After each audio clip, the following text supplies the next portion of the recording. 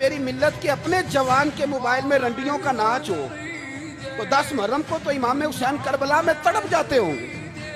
اگر 9-10 محرم کو جو نکلا امام علی مقام کی بات کرنے کے لیے وہ نوجوان اگر سگریٹ کا، شراب کا، بدماشی کا عادی ہو تو حضرت علی اصغر کہیں گے نا میری قربانی کا کیا بنا. وہ تو نکلے تھے عریانی اور فحاشی کے خلاف. اور اگر ملت کا جوان روز چوک میں کھڑے ہو کے لڑکیوں کو تاڑتا ہو تو حضرت علی اکبر تو اپنی قبر میں روتے ہوں گے کہ یہ اس قوم کے لیے جان دے دی جو آج جزیدی طریقوں پہ عمل کر رہی ہے، جو ساری رات گند دیکھ کے سوتی ہے، جو ساری رات بے حیائی، فحاشی اور عریانی میں لگی رہتی ہے. ان لوگوں کے لیے جان دے دی. اتنا ظلم ان شہیدوں کے ساتھ. اور 10 محرم کو دیگ پکا کے کہتا ہے میں امام حسین کا ماننے والا ہوں، میں امام علی مقام سے پیار کرنے والا ہوں. نہ بھائی، نہ دو رنگی چھوڑ کے یک رنگ ہو جا، سراسر موم ہو جا یا سنگ ہو جا.